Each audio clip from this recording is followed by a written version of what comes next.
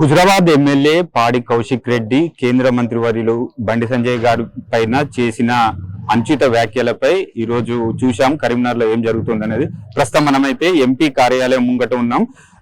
కొందరు కార్యకర్తలు ఉన్నారు, వారితో మాట్లాడే ప్రయత్నం చేద్దాం. అక్క నమస్తే, చెప్పండి.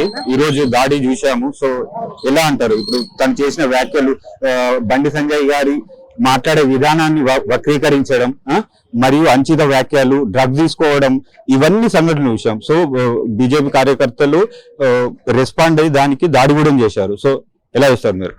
అసలు ఆయన ఎమ్మెల్యే ఎట్లా అయిండో అసలు మాకు అర్థమైతలేదన్న. అరే కౌశిక్ రెడ్డి, నువ్వు అసలు నీ బుద్ధి ఎట్లా గడ్డి తింటుంది? ఇదివరకు కూడా ఒక మహిళను చూడకుండా ద్రౌపది ముర్ము గారిని కూడా ఇట్లనే అన్నావు. ఇవాళ మా బండి సంజయ్ గారిని కూడా ఇష్టం వచ్చినట్టు మాట్లాడినావు కదా. నీకు అసలు తమిళ సైన్ గారిని కూడా ఇట్లా ఇష్టం వచ్చినట్టు మాట్లాడినావు. అసలు నీకు సిగ్గు ఉందా, తెలివి ఉన్నదా? గడ్డి తింటున్నావా? ఏం మనిషి బతుకుతున్నావు? దొంగ లెక్క వారిపోయినావు. నీకు ఒకవేళ మాట్లాడేంత ఇది ఉంటాయి, ఇక్కడ నువ్వు ముందు మాట్లాడాల్సింది కదా. నీకు అసలు నీకేం తెలివి ఉన్నది? ఏం మాట్లాడుతున్నావు? నువ్వు ఉత్తమ్ కుమార్ రెడ్డిని చూసుకొని బాగా గల్లెగరేసుకుంటా తిరుగుతున్నావు. అసలు నీకేం క్యాడర్ ఉన్నది? ఉత్తమ్ కుమార్ రెడ్డితోనే కదా నీకు ఇదంతా క్యాడర్ అన్న. చెప్పండి. ఇంకా చెప్పండి. ఇప్పుడు అంటే ఏం చెప్పు, ఒక ఎమ్మెల్యే స్థాయి మనిషి ఈ విధంగా మాట్లాడడం, రాజకీయాల్లో హుందాగా ఉండాల్సిన వ్యక్తి తన వ్యవహార శైలి చూసుకుంటే ప్రతిదీ కాంట్రవర్సీగానే ఉంటది.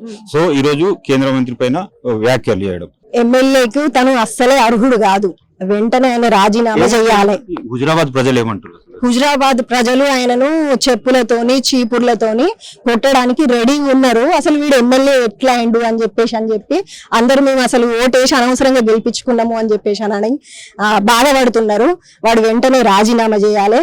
కౌశిక్ రెడ్డి, నీకు తగిన బుద్ధి మళ్ళీ ప్రజలు చెప్తారు.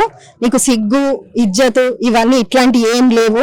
ఎమ్మెల్యే క్యాండిడేట్ నువ్వు, ఎమ్మెల్యే అయినవి ఇవ్వాలా.